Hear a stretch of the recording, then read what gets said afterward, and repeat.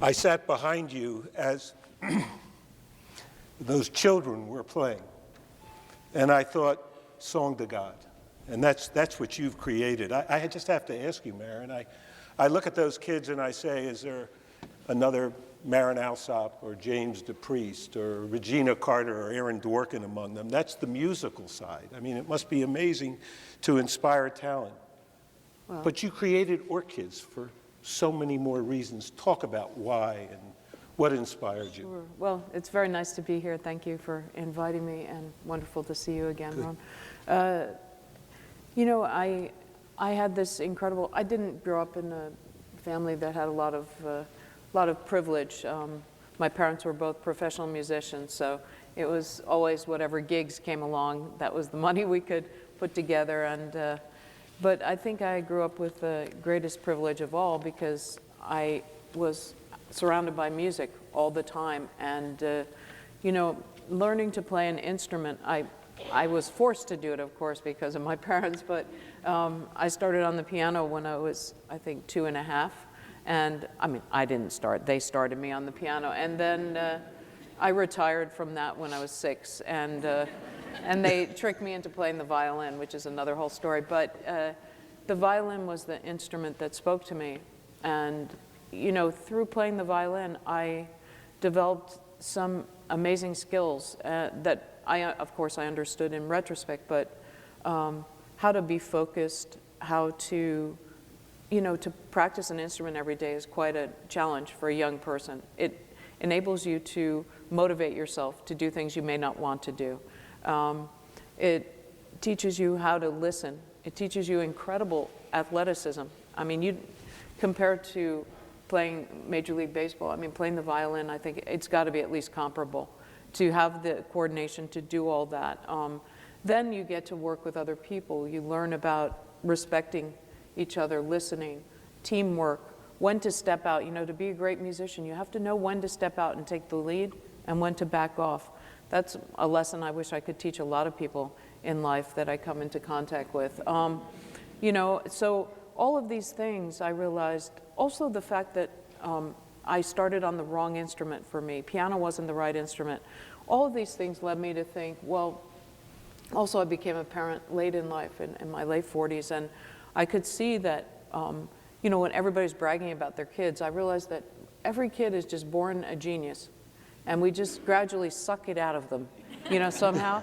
And so I thought, well, if every kid had the same opportunity I had, what kind of heights could they reach? Because kids rise to wherever you set that bar. And so this was a dream. You know, I also had heard of El Sistema program. I've never experienced it. Dan Trahey, who runs our OrchKids program, he's the artistic director. He's been there many times. But it just started as a dream to, I also thought my musicians could be inspired to mentor young people. And mentoring's a big component, and as you heard Keith mention, you know, he goes back every day. Of course, it's a program when you get to high school. We don't have a high school yet. We're working on it. But he comes back every day, or middle school. He comes back every day after his school to mentor the young kids. And this gives him a sense of pride. So I don't know the answer to your question, why I started. I think it was just a dream I had, and still a dream, to see an orchestra of all these kids, you know, maybe a mega orchestra. And when people think of Baltimore, they think of this mega Baltimore orchestra rather than The Wire. You know? I mean, that's my dream, really. 1,000 kids in it right now? Well, right now we have 1,023 kids, but dream, I think vision? my number, at least in my head, you know, the number that I wake up with thinking about and go to sleep with at night is 10,000 kids. Because if we could reach 10,000, I think we could touch all 80,000 kids in the public school system. Because, you know, the other kids who aren't in OrchKids are also deeply affected by this. They either have siblings or they hear the kids playing. We now have, you see, there are all these other things that we need. We need kids, we need people to repair our instruments. So I want to start a whole department for kids who might be, you know, they might be interested in doing that. We need several kids to run our library with music. we need kids to set up. I mean, you see, just going one place like this with just a few kids requires sort of an army. So at what I've seen now, we have another school in East Baltimore at Highlandtown Elementary, and I went there the other day to just see what was going on. And there are a couple of kids who are working in the kitchen because we feed the kids every day as well, because getting nutritious food is, we realized, was also a challenge in their lives. And several of the kids are now interning, helping in the kitchen and doing things like that, and helping with the tutoring.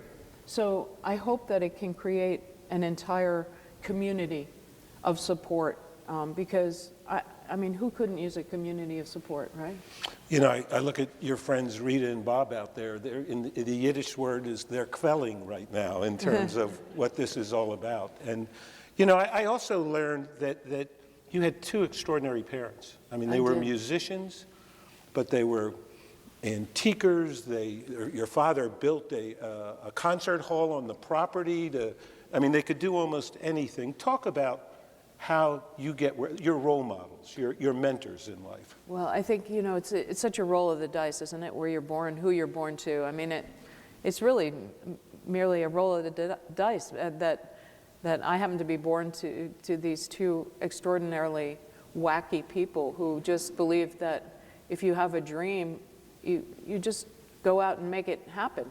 I mean, a lot of them fell through, but as my father said, you have to have a lot of dreams because a lot of them won't actualize. But there was that day when I think he had sent you off to a program and you were playing the violin, but you wanted to kind of lead everybody, and he took you somewhere. Tell how we got to the path to conducting.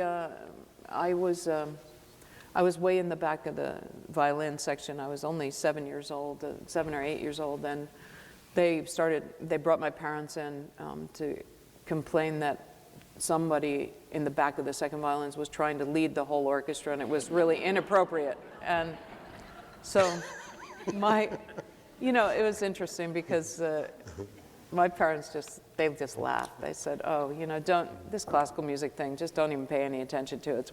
It takes itself way too seriously. So they were always fantastically supportive. And my dad took me to a concert, and it was a young people's concert in New York, and the guy that came out to conduct, you know, he wasn't even wearing tails and, you know, the usual outfit. He was wearing a turtleneck, and I thought, oh, that's really groovy. I think it was the word of the day. And you know, he turned around and he started talking to the audience, and I thought, whoa, what's going on here? You know, and actually he was just talking to me, is what I thought. And he was explaining the piece, and he was so charismatic and so into the whole thing, and then turned around to conduct the orchestra, and I noticed he was jumping around a lot, and he was laughing and smiling and enjoying it, and I realized, oh, I have to be the conductor because nobody's yelling at this guy, and he's having a great time. So that was Leonard Bernstein, and I told my dad that day that that's what I wanted to be. How many people in life have a role model, Leonard Bernstein, who ends up being their mentor? There's a story there. You've got to share that. No, that was really absolutely marvelous. I was afraid to meet him. It's a little bit like your first crush. I don't know if you remember. Like I remember the first crush I ever had, that every time the boy came into the room, I was paralyzed. I couldn't speak. I had the exact same thing for Leonard Bernstein. Anytime, because I had the opportunity to meet him, of course, because my parents played, they were at the top of the New York freelance scene. And my dad would always say, do you want me to introduce you? No. You know, because I was worried I'd be sort of an idiot, you know, bad, blah, blah, blah, blah, blah. So I never wanted to meet him. But eventually I applied as a conducting student to Tanglewood, and after 5 tries, and that's what I tell my kids all the time, you know, you just don't give up, just keep trying. Perseverance is the number one quality you need to succeed in life. But after 5 attempts, I was accepted as a student at Tanglewood, one of the conducting fellows, and I did fairly well, and they brought me in. They said, well, we've decided that you will conduct the concert with Leonard Bernstein. And I thought I was going to have a heart attack and die and miss it. And that was my main fear, but I made it. And he exceeded all my expectations. He was so warm and generous and giving, and he gave me a lesson with 2 pianos. We used to practice before we got in front of the orchestra, and maybe an hour and a half, 2 hours went by talking to me about the music. And I remember at the end, he handed me his score to take home to, and I think I slept with the score. It was just so, but he became I spent as much time as I could with him. Sadly, that was only 3 years before he died, but I spent as many minutes as I could trying to absorb everything he had to offer. Well, you obviously did, and you became the first woman to conduct a major symphony orchestra. I got to, and we'll get to that in a minute, but I have to ask you a question now. As a kid, no musical talent at all, I used to get up in front of the mirror and put some music on and conduct. I don't know who else there has tried to do that, but I was always after the music rather than before. What does the conductor really do? Yeah, but Tell us. It's really, it's a mystery. I shouldn't tell you what we do. Well, you're going to reveal it today. But, it's a wonderful, for me, it's the perfect job because it's about, you have to know the music inside out. You're the messenger for the composer. I spend 95% of my time is spent studying the scores all by myself in a room, empty room, trying to imagine what it's going to sound like and what's going to go wrong and what I'm going to have to work on. And of course, everything you imagine is going to go wrong goes fine, and everything you thought was going to be fine goes wrong. So it's an incredible effort of adaptability and flexibility. And of course, there's certain technical things that a conductor does. There's certain beat patterns that we do. But the thing I love about conducting is it's so individual. Each person is their own interpreter, because it's about body language, and everybody has a different physique and a different body. But that's essentially what it is. I'm trying to convey to the musicians the intent of the composer through gesture. But it's all about also trying to enable people to be the best they can be. And that, to me, is a great job to have in life. But it's not for me, which is even better. It's for a higher purpose. Maybe I can say that here. It's to serve the composer, And so it's really about being, I try to liken it to being a director. So you come in and you have your vision for what the author has written. And you have to first convince these very, very talented, hugely ego-driven, which is important for artists, people, that what you think the author wrote is what they should actualize. So that's your first task. And ultimately, it's not about the conductor. I think that's why the conductor's back is to the audience, ultimately. It's about the experience for the listener. And so you have to convince your actors to put that across, your musicians to the audience. Are they actually, I watch you up there, I watch conductors, and I watch the musicians looking at their music, doing are they seeing you, how do you communicate when there's multitasks? But there are a lot of things. First of all, as players, we're trained from a very early age to be seeing peripherally. So they can always see me. There are a couple that never look, but they're mostly they can see me. It's like driving. Second nature to you to see the big picture, what's going on. They can always see me. But what's so fascinating is I think it's more about trying to get everyone in the zone so that if if my mind wanders for one split second, it's really interesting. I think, I think I'll have ice cream when I get home. I don't know what I would think, but something goes wrong. Because it's about focus and intent and getting everybody, and if something does go wrong, it's amazing how those, 200 eyeballs are immediately glued to you. So they really are looking, and it's all this unspoken dialogue that we're having all the time. Constant. And things have happened in rehearsal, and so you're looking out for each other. And, they look at me when we turn a corner that was tricky in the rehearsal. And so there's a lot going on that the audience, I think, doesn't even see. Why are conductors now in vogue to talk to business leaders, university leaders, organizational leaders, to impart a philosophy or an approach to leadership? What is it about conducting? But I think and what's the message? I think that it's clear that conducting is it's a manifestation, an easily digestible manifestation of amazing teamwork. and teamwork that doesn't require a lot of words and explanation. So I can see the parallels to business, of course, because I have all my different departments, the first violins, second violins, violas. I have leaders, I have managers of each department. Then I have the COO, the concertmaster. You could definitely draw an analogy. Maybe I should try to make some money doing that. Well, For I'll the represent you. Okay, All right, excellent. no charge. No charge. Okay, you heard it here. But I think because it's such an obvious way for business people to see that kind of leadership, that kind of when to give, when to step back. What I was talking about.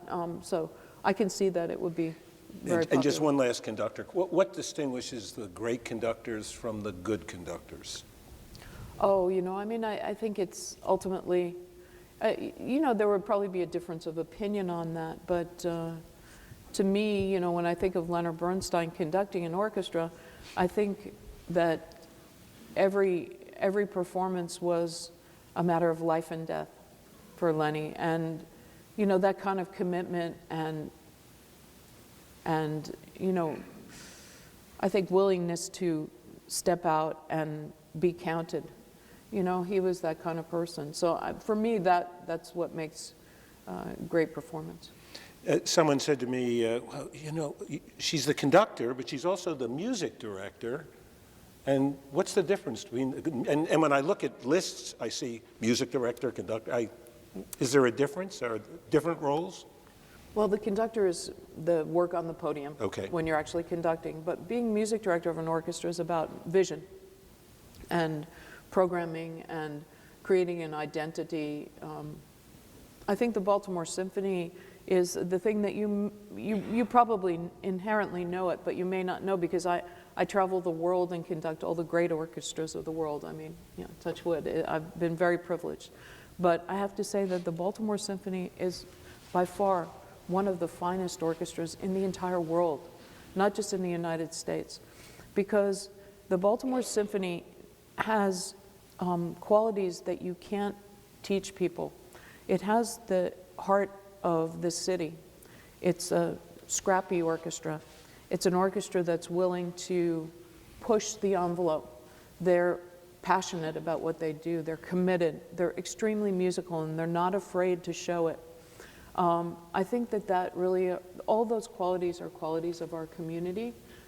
This is the only community I've ever been in where people say, how can I help you? And I think that's important. That's why I think the strife and the unrest has been so painful, because that's not what the expectation is, and that's not what we want. So I think it's doubly important. But one of the challenges is, and the sad challenge in life is that, or in the world we live in, is that so much of it is driven by the finance. So the Baltimore Symphony is, in a way, one of the best kept secrets in the world, because we don't have the same resources to go touring to Europe, to go touring here, to do these, you know what I mean? We don't have that ability. But I can just tell you that the head of the Edinburgh Festival, which is one of the most famous music festivals in the world, prestigious, came on a tour of the United States recently to hear American orchestras, to decide who he wanted to invite to the Edinburgh, and I'm talking Chicago, New York, all the top orchestras. And after he came to hear the Baltimore Symphony, he said, there's one orchestra I want to invite to close the Edinburgh Festival, the Baltimore Symphony. And yeah, it's wonderful, but no, I'm so proud of them too. But whether we can or not is really up for debate, because we don't have $1 million just sitting by like some of the orchestras do to put into that. But I also think we haven't done a good enough job explaining how great this orchestra is to people, and getting that kind of community support, so that, I'm happy to wear my purple every Friday, but for heaven's sakes, let's at least have one day a year that's the Baltimore Symphony Day, for our community. No question about it. I'm sorry, nothing for, No, let me be clear.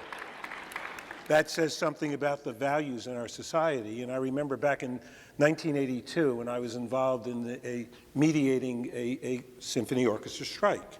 and the terrible economics that existed, and the tension that it created between the orchestra and its conductor, Commissione at the time, and all that went away, by the way, when it got settled, but the challenges were great. I mean, the aging population, the change in technology, all those things were on the scene. Do you have any? We're 100 years old now, okay? The Baltimore, we celebrated our 100th centenary anniversary, last week.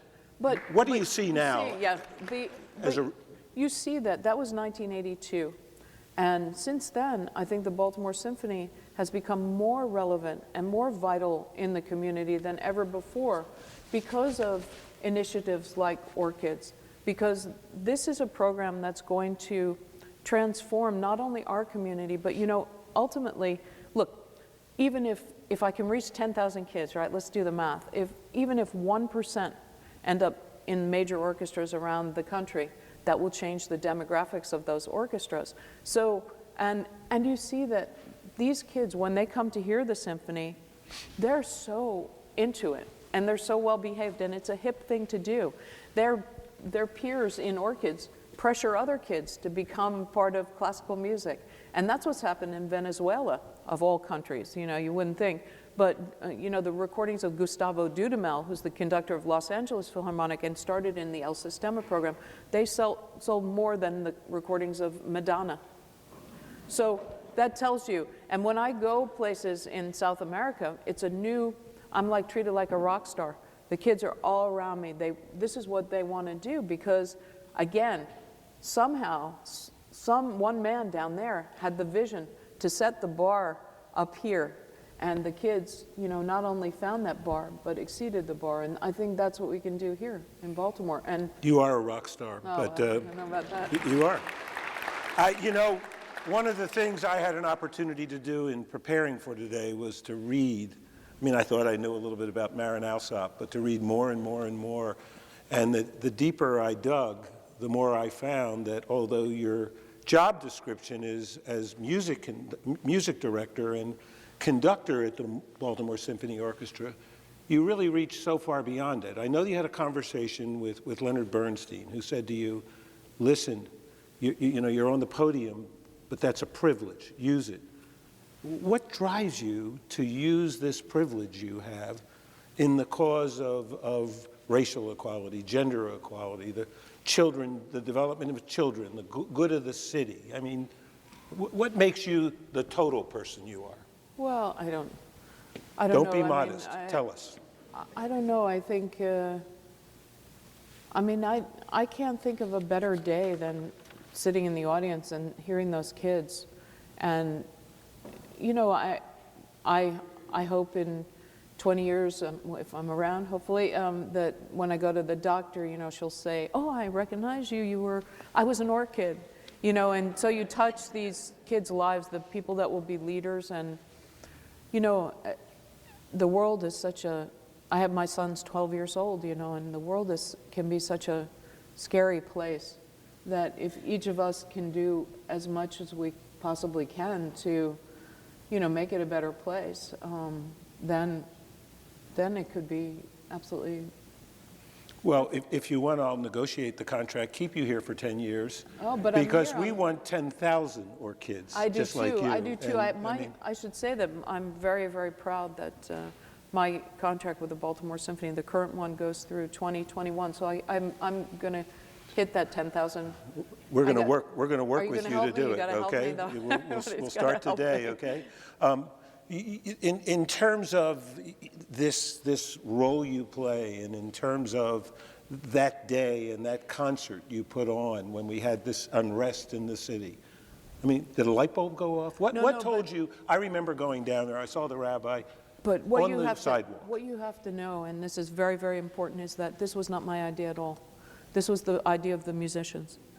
It was not my idea. I actually called my second oboe, Michael Lisicki, and because he was organizing it, and I said, look, I'm in town. If you want me to come, I'm happy to. If you don't want me to come, I'm happy to too. If they just wanted to do it on their own. So I had absolutely nothing to do with it. So it was completely their idea, which I think speaks volumes about how far we've come in terms of changing the attitude. That I think going back to 1982, the Baltimore Symphony was the longest striking orchestra in American history then. It's no longer, sadly.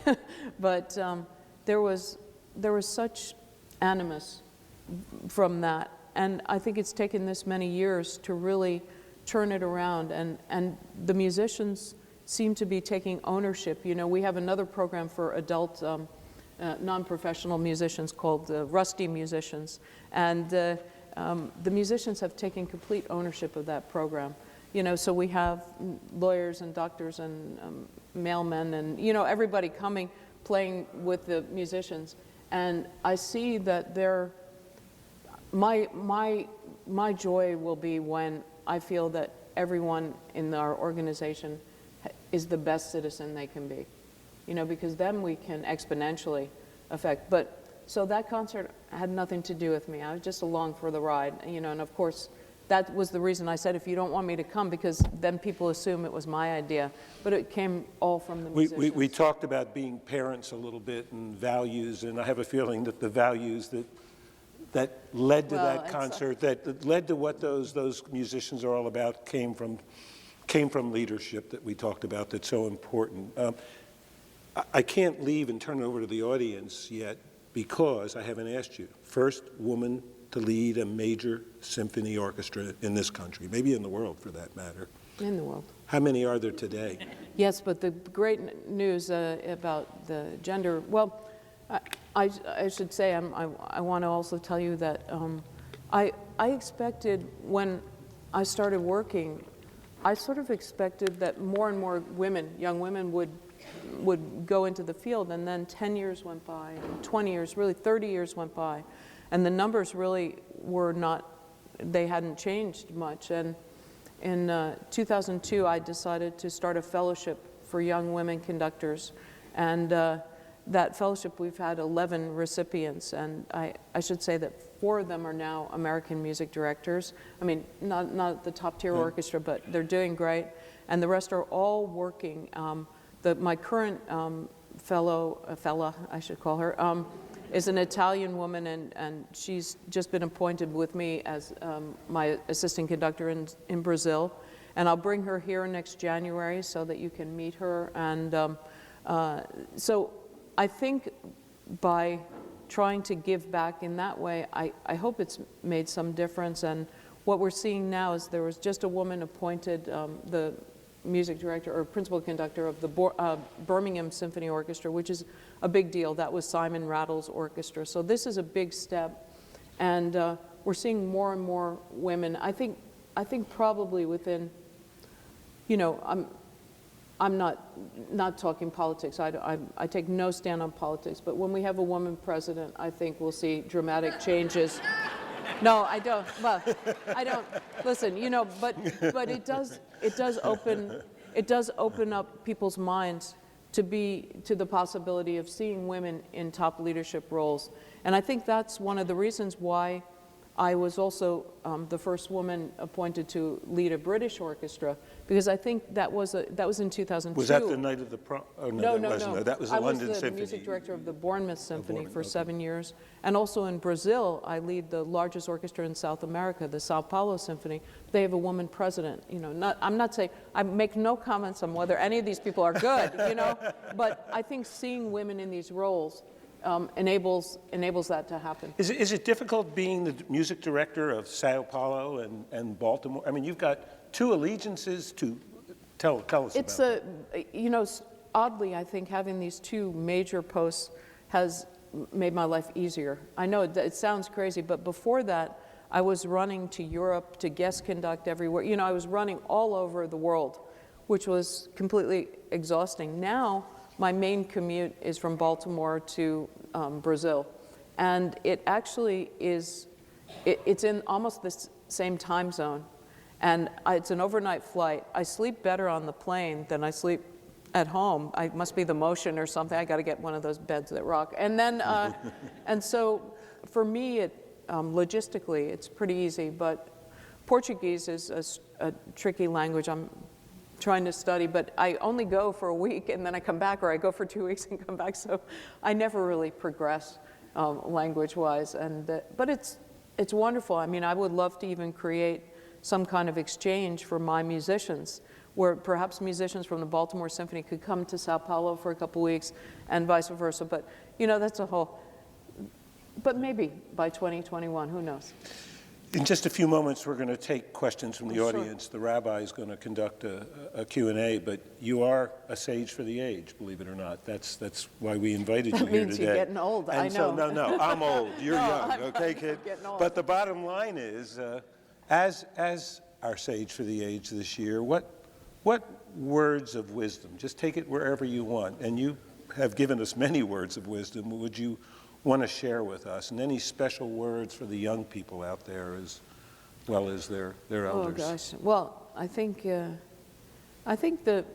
one thing that we forget is that each one of us has the capacity to change someone's life, and it can be a very small thing that you say, or taking just 5 minutes to help someone or give them advice.